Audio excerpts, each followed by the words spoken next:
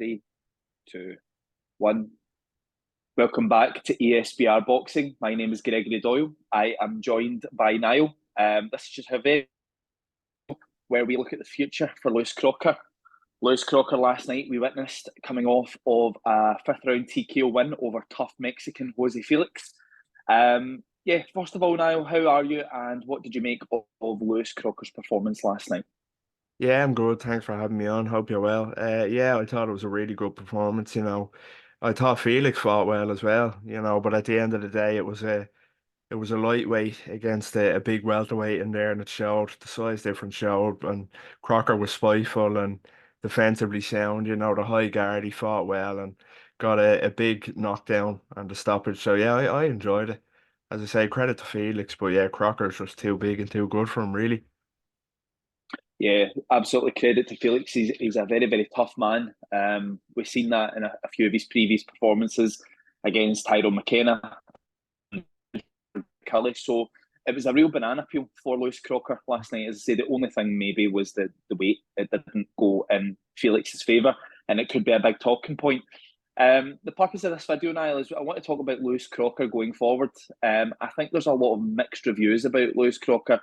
People are either really overvaluing him, or it seems to be that they're maybe undervaluing and trying to meet in the middle of what's next for him. Is probably something, yeah, that I'd like to touch point on. Going forward, what do you want to see Lewis Crocker do next? Obviously, Matchroom are discussing the fight with Paddy Donovan. Is that a fight that you would want to see? Yeah, well, that's the question. Like, is he ready now for championship level fights? Which I think he is. I think he definitely is. Whether it be European title, Commonwealth title, the champion Harry Scarf. Now, I think Crocker beat Harry Scarf quite comfortably, to be honest. Or will he fight the European champion, Jordy Vice? I think his name is. I think that's a favourable fight for him as well. So I'd love to see him get a championship opportunity if that came along. But yeah, that Paddy Donovan fight that's been talked about during the week, I think would be amazing. I think it'd be real old school matchmaking, two undefeated kind of prospects, if you can call them that, going head to head, and for the country of Ireland, like not to be biased, but for the occasion that fight would be over here, as well as the great style matchup, I'd just love to see him fight Paddy Donovan next. I can't see it happening now, unfortunately, because of the times we're in boxing, them sort of fights are very few and far between where two fighters like that do get matched together at this stage of their career. But if we had to pick who I'd want to see, it's Crocker Donovan, to be honest, or there's Crocker Benn. I know we've had a lot of chat in our group about Lewis Crocker and Conor Benn, which would be another great fight. But yeah, Crocker Donovan for me, if it's not to be a European title fight or a Commonwealth title fight, I'd love to see Crocker and Paddy Donovan get it on. Sounds like a very, very good fight. Indeed, it would be huge. Few other names that have came to my mind now when I've been looking before we've chatted tonight. Now, what I would say is we need to get an idea of where Lewis Crocker is at. There's all this chat that he's going to be world level. There's this chat that he's a sleeping giant, if you want to call him that. Why don't why don't we throw Lewis Crocker in a little bit at the deep end in terms of a matchup that's really going to tell us a lot about him? I'm going to throw a name to you, and I want to know what you think about this fight: Lewis Crocker versus David Davanesian. It's funny you should say that. That's a fight I was thinking of as well. And I think that's a great fight. I really do. I think Crocker and Avanesian would be brilliant. The likes of even Crocker against Avanesian, or there's the likes of Michael McKinson. Like, it's funny you should say that, you talk about these world level fights. I was looking myself at the rankings just before we came on, and Lewis Crocker isn't ranked within the top 10 of any of the governing bodies, which I found quite strange. He doesn't have a top 10 ranking with anybody, which is quite surprising. But looking through the top 10 of the rankings, there's fighters there that I think Lewis Crocker could beat in the world top 10. Not to get carried away, but it's not a great welterweight division outside. Obviously, you have Spence, Crawford, and Boots, and maybe one or two others. But apart from that, it's not definitely not the standard it used to be for a welterweight division. So yeah, David Avanesian and Lewis Crocker, I think, could be a really good fight. That sort of level. Avanesian, McKinson, great stuff. If I had to give a prediction, God, it's a tough one. I might just have to edge David Avanesian, but yeah, it's a great shout that, to be honest, and it was a fight I was thinking of myself. So yeah, I'd love to see that one next as well.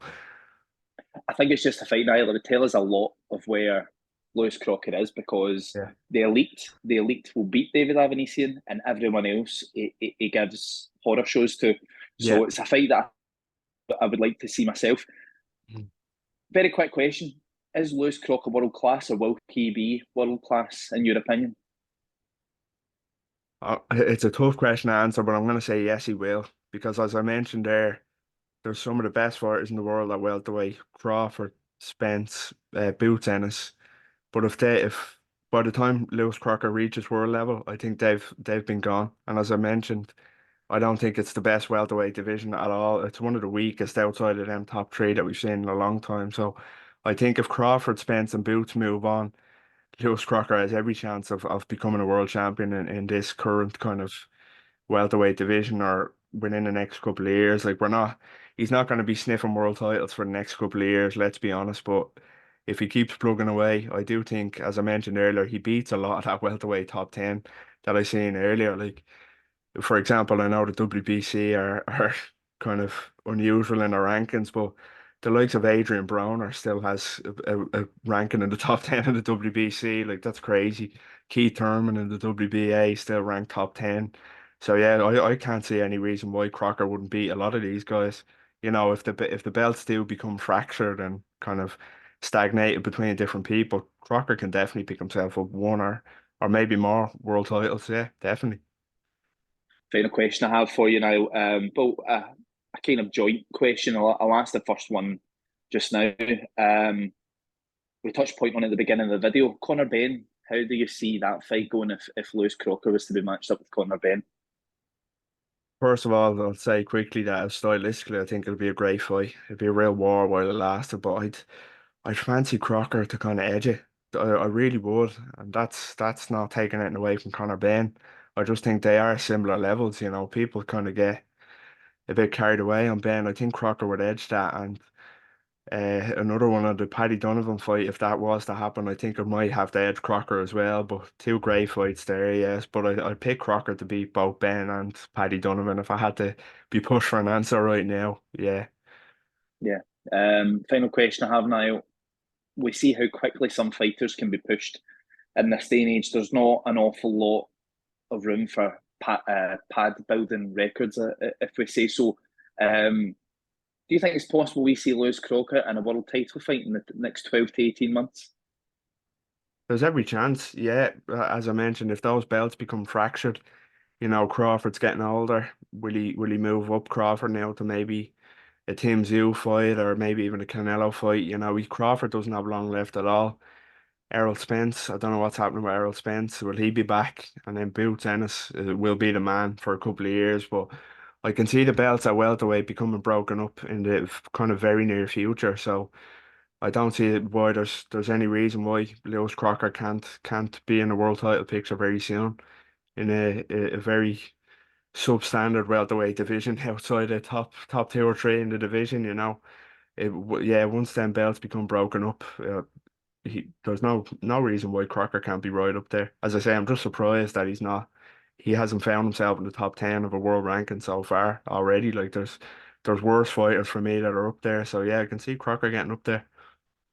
It's fascinating stuff now. We will just need to wait and see what happens in the next steps for Lewis Crocker. Yeah, I was very quickly looking back at his win over Jose Felix last night, discussing what's next for Lewis Crocker. Now, it's been a pleasure as always, and thank you for chatting to ESPR Boxing. Pleasure. Take care.